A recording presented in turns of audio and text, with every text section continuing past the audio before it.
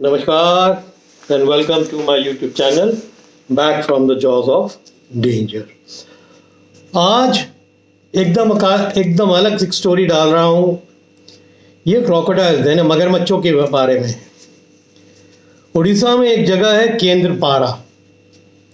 वहाँ मगरमच्छ, जो वहाँ की एक नदी है जिसको बोलते हैं ब्राह्मणी नदी। ब्राह्मणी नदी में इस समय कई मैन ईटिंग क्रोकोडाइल्स हैं जिन्होंने महीनों से केंद्रपाड़ा एरिया में आतंक मचा रखा है। बहुत से ह्यूमंस को मारा है, बहुत से ह्यूमंस बहुत बुरी तरह घायल हुए हैं, बचे हैं, पर बहुत से ह्यूमन मरे हैं। जून से अभी तक के आंकड़े काफ़ी बड़े हैं।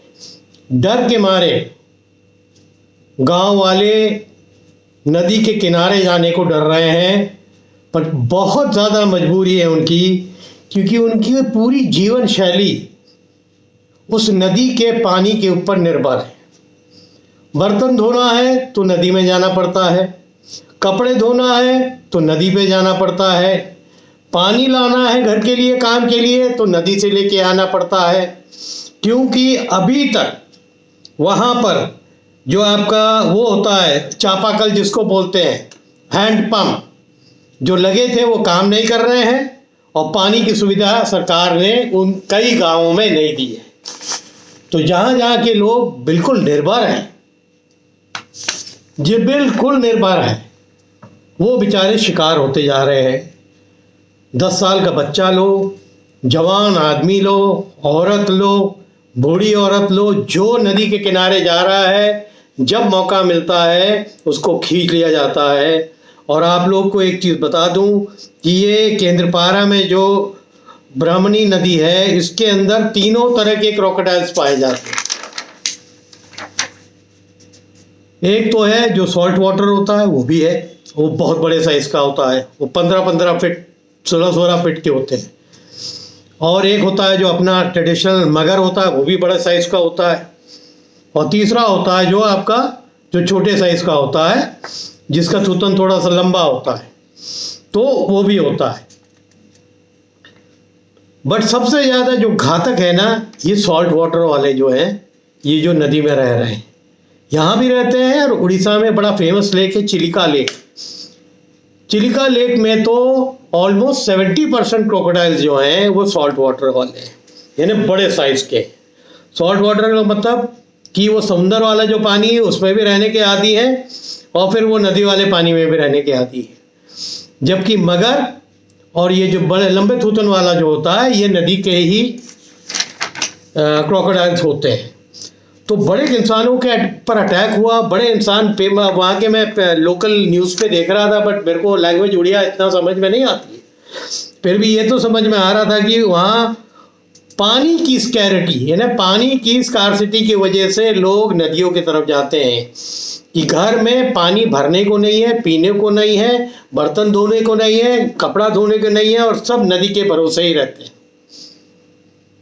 और सरकार ने इस तरफ बिल्कुल ध्यान नहीं दिया। क्रोकोडाइल्स, आपको अंदाज़ा नहीं होगा कि उनकी बाइट फोर्स क्या होती है। एक क्रोकोडाइल की जो बाइट फोर्स होती है वो 3700 पाउंड्स पर स्क्वायर इंच होती है। 3700 पाउंड्स पर स्क्वायर इंच। यानी एक बार उसने अगर किसी चीज़ को चाप दिया तो वो निकाल ही देगा उससे। अगर हम इसको अब अपने बड़े दूसरे जानवरों से कंपेयर करते हैं, टाइगर का 1100 होता है, सोचिए। लायन का और कम होता है, 1000 के आसपास। हाइना का 1100 होता है, जिनके जो बाइट फोर्स सबसे ज़्यादा मजबूत बोले जाते हैं। तो उनके कंपैरिजन में वर्ल्ड में जितने भी कार्निवोर्स हैं, उसमें सबसे ज़्यादा ज़बरदस्त जो बाइट फोर्स होता है, चापने की शक्ति, वो क्रोकोडाइल की होती होगी। और क्या हालत करता होगा जब ये इंसानों को पकड़ के खींचता है, और फिर जो दांत से लग के वो निगल जाता है। इनकी आदत क्या रहती है क्रोकोडाइल्स की, कि ये निगलते हैं पेट के अंदर, उसके बाद अपना डेथ रोल्स, वो जो सर्कल करना चालू करते हैं पानी के अंदर ही, और वहीं आपकी जो है सांस घुट जाती है। और इनके बॉडी के अंदर कुछ ऐसे सॉलिड वो रहते हैं, एसिड्स होते हैं जो आपको गला देता है और वो पच जाता है उनके अंदर ही। आपकी हड्डी तक पच जाती है। जैसे सांपों के अंदर भी ये होता है, पाइथन के अंदर है ये क्वालिटी। तो इन मगरमच्छों ने वहाँ की जितनी भी नदियाँ हैं, इस नदी के अलावा भी, ब्राह्मणी नदी के अलावा भी अगल बगल, अब क्या हुआ, नदियों में नहीं, ये रात को चल के जो बड़े बड़े जलाशय हैं, यानी जो तालाब हैं, उसमें भी आ गए हैं। और जो बेचारे गांव के लोग मारे डर की नदियों में जाना छोड़ दिए थे, इन तालाबों से पानी का काम ले रहे थे। फिर तालाब के अंदर अटैक होने लगा, तालाबों में लोगों को पकड़ना चालू किया, तो लोगों ने वहाँ भी जाना बंद कर दिया। तो इस समय बहुत मुसीबत में, केंद्रपाड़ा पर्टिकुलर एक जगह है जहाँ बहुत ज़्यादा अटैक्स हो रहे हैं। और जो लोकल एडमिनिस्ट्रेशन है, इन किल्स के अलावा कोई ऐसी बहुत सीरियस काम नहीं कर रहे हैं। इन्होंने कई जगह अभी बैरिकेटिंग की है नदी के अंदर, ताकि जो लोग पानी लेने जाएं उसी एरिया में जाएं। वो लकड़ी की बैरिकेटिंग पूरी लगा दी गई ताकि बड़ा जानवर जैसे क्रोकोडाइल वो ना आ पाए। अब वो पर कुछ जगहों पे वो बैरिकेटिंग लगी हुई है, तो लोग जा रहे हैं और वहीं से अब पानी लेते हैं। अब बैरिकेटिंग कितने दिनों तक टिकती है और फिर कहाँ पर अगला केस आता है, तब पता लगेगा कि बैरिकेटिंग तो एक लिमिटेड विलेजेस को मिली होगी, उसके बाहर भी बहुत से ऐसे विलेजेस हैं जो नदी के किनारे किनारे चलते जा रहे हैं। और क्रोकोडाइल्स जब एक एरिया में समझते हैं कि अब यहाँ शिकार नहीं मिल रहा है, तो बहुत जल्दी वो एरिया छोड़ के बहुत लंबा आगे चले जाते हैं, जहाँ उनको पॉसिबिलिटी लगती है कि हमें यहाँ शिकार जल्दी मिल जाएगा। क्रोकोडाइल का एक केस मेरे फादर के टाइम पे भी आया था, जो मैनेटर हो गया था। अनफॉर्चुनेटली जो फॉरेस्ट ऑफिसर थे उन्होंने उसको, ये राजस्थान का केस था, वो जो फॉरेस्ट ऑफिसर थे उन्होंने उसको शूट डाउन किया था। वो 4-5 लोगों को, ऐसे ही वाटर बॉडी थी बड़ी बड़ी, उसमें लोग पानी वहीं से लिया जाते थे गांव वाले, और वहीं पकड़ने लगा था। तो शुरू में तो लोग समझने लगे कि भूत आ गया है, कि आदमी गायब हो जा रहा है। बाद में फिर जब फॉरेस्टर्स आए तो उन्होंने देखा कि क्रोकोडाइल है, तो क्रोकोडाइल है तो फिर उसको मारने का प्लान हुआ कि भाई यहाँ तो 4-5 इंसान मार चुका है, बड़ा प्रेशर था उनके ऊपर। तो फिर उसको, मेरे फादर को भी इनवाइट किया गया था। एक साइड मेरे फादर बैठे थे, एक साइड वो जो फॉरेस्ट ऑफिसर थे वो लोग बैठे थे। फॉर्चुनेटली जो फॉरेस्ट ऑफिसर था उस साइड वो निकला था उस दिन, रात की बात है, शाम की बात, उन्होंने उसको शूट डाउन किया था। तो उसमें भी ये इम्पॉर्टेंट है कि आप एक क्रोकोडाइल को शूट कहाँ कर रहे हो, क्योंकि उसकी जो अपर बॉडी होती है ना, ये तो बहुत मजबूत होती है। कई बार ऐसा होता है कि जो गन की बुलेट्स होती हैं वो लग के निकल जाती है, और कई अगर ठीक एम है तो इसीलिए उसके मुंह की तरफ, जबड़े की तरफ ज़्यादा एम करते हैं, या अगर पेट का एरिया, ये गले का एरिया दिख रहा है, ये सॉफ्ट होता है। मैं अपना एक किस्सा आपको बताता हूँ कि मैंने इन्हीं, जिसको मगर बोलते हैं, बड़े वाले क्रोकोडाइल्स को चंबल नदी में, जब मैं छोटा था, मेरे ख्याल 7th या 8th में था, 8th में आ गया था मैं। तो मेरी बुआ एक इंग्लैंड में रहती थी, वो ग्वालियर में रहती थी, तो उनको मेरे को लेने जाना था ग्वालियर लखनऊ से। और उस समय जो यूपी स्टेट ट्रांसपोर्ट की बस थी जो एमपी जाती थी, वो चंबल नदी के इस तरफ ख़त्म हो जाती थी, क्योंकि ब्रिज इतना अब नहीं बना था। फिर हमें वहाँ से एक स्टीमर लेना होता था, स्टीमर से हम क्रॉस करते थे, फिर उस साइड बेंड मुरैना साइड पे जो आ जाता है एमपी, फिर वहाँ उतरते थे। फिर एडजॉइनिंग एक बस मिलती थी एमपी सरकार की, उसी टिकट पे जिसमें नंबर पड़े होते थे, सीट नंबर्स। फिर हम बैठ के, फिर मैं ग्वालियर गया था। तो जब हम स्टीमर से क्रॉस कर रहे थे, तो स्टीमर जनवरी का महीना था, ठंडा था, और क्रोकोडाइल्स आप जानते हो कि ठंडे खून का जानवर होता है, तो इसको धूप की ज़रूरत होती है। दर्जनों के हिसाब से जो बालू था चंबल के बाहर एमपी साइड में, दर्जनों के हिसाब से बड़े बड़े क्रोकोडाइल्स मैंने देखे थे। जानबूझ के स्टीमर वाला दिखाने के लिए हम लोग को पास ले गया, अब वो मुंह खोले जो है अपनी गर्मी ले रहे हैं, हीट ले रहे हैं। उस दिन पूरी धूप थी तो वो हीट ले रहे थे। तब उसने, स्टीमर वालों ने एक कहानी हम लोग को इसी दौरान बताई कि पुराने ज़माने में जो राजा महाराजे थे, जिनको मगरमच्छों की चमड़ी चाहिए होती थी, मालूम है कि मगरमच्छ अभी तो बैन हो गया है उसकी किलिंग, बट मगरमच्छ के जिस समय किलिंग हुआ करती थी, उससे पर्स बनता था, उससे जूते बनते थे, और कई और आइटम्स बनते थे। तो मगरमच्छों की जो ऊपर की खाल होती थी उसकी बड़ी डिमांड होती थी। तो जो उस एरिया के राजा थे वो जो अपने आदमी थे जो ट्रेंड थे उनको नदी किनारे बैठा देते थे। ये लोग स्विम करते हुए जाते थे और जैसे ही जैसे मगरमच्छ के एक वो रहता है, अप्रोच रहता है, वो जैसे ही वो इंसान आता था वो मुंह खोलता था उसको निकलने के लिए, ये लोग अंदर घुस जाते थे और हाथ में लंबी सी छुरी होती थी पड़ी हुई। और ये पार्ट जो मगरमच्छ का होता है नीचे वाला, वो बहुत ही मुलायम होता है। फिर इसको ये लोग चीर देते थे पूरा, और फिर उसका पेट चीर के बाहर आ जाते थे और फिर उस मगरमच्छ को पकड़ के किनारे ले आते थे, उसके मुंह पर रस्सी बांध देते थे, क्योंकि जबड़ा था अगर उसमें मार दिया तो हाथ खत्म ही कर दे। सबसे पहले उसके मुंह पर रस्सी बांधते थे, उसी रस्सी को खींच के ये लोग किनारे ले आया करते थे और उसकी चमड़ी उतार देते थे।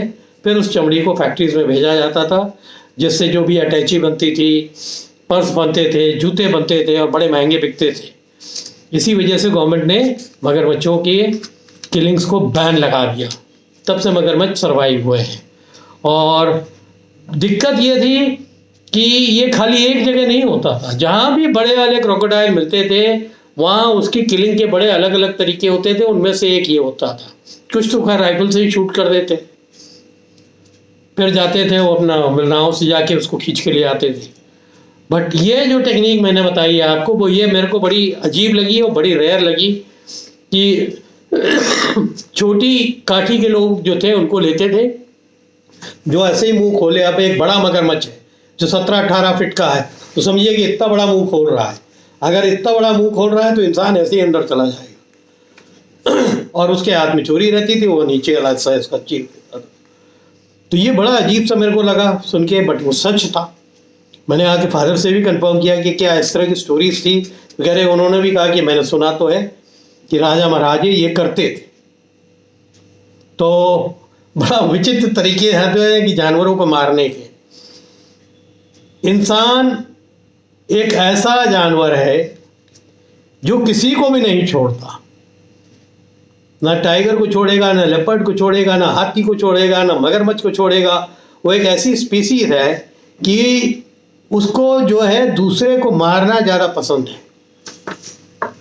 और जब इंसान को ऐसे जानवर मार देते हैं तो बड़ा हो हल्ला होता है। क्यों होता है? जब इंसान जानवरों को मारता है तो हो हल्ला नहीं होता था। धीरे धीरे ये सरकार की पॉलिसीज हैं जो लागू हुई, धीरे धीरे साल हुए कि इनकी किलिंग कम हो, चाहे वो टाइगर्स हो, चाहे वो लेपर्ड्स हो, चाहे वो आपके मगरमच्छ हो, एलिफेंट्स हो।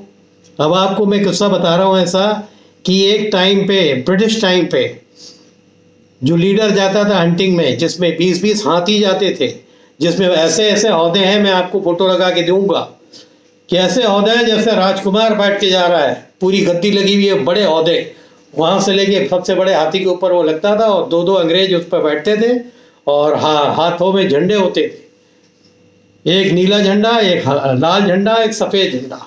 तो जब वो नीला झंडा और उधर से हाका होता था, दर्जनों लोग जंगल के अंदर लगे रहते थे हाका करने के लिए, ताकि हाथी जिस तरफ खड़े उस तरफ हाका लगा के जान। तो नीला, अगर जो लॉर्ड साहब जाते थे, अगर उन्होंने नीला झंडा है तो उस दिन समझ लिए कि शेर का शिकार होना है या हाथी का शिकार होना है, फिर बड़े जानवर का शिकार होना है। तो नीला झंडा वो उठाते थे और उसी हिसाब से हाका होता था और वही इंस्ट्रक्शन होता था जितने भी हंटर्स होते थे उस ग्रुप में कि आज या तो टाइगर को मारना है या हाथी को मारना है।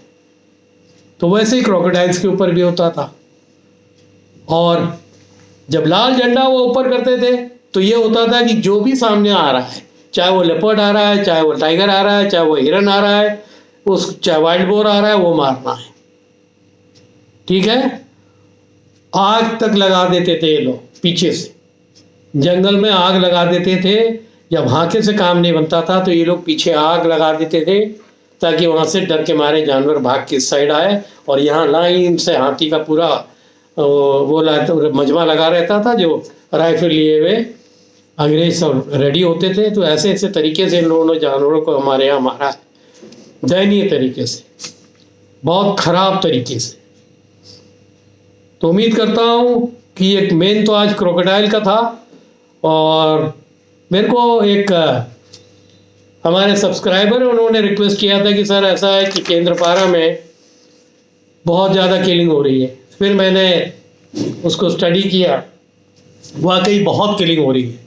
कई न्यूज़ चैनल जो उड़िया के हैं उनको सुना, मैं समझता भी हूँ थोड़ा बहुत, तो मैं समझा जब इतनी ज़्यादा कवरेज हो रही है इसका मतलब किलिंग बहुत हो रही है।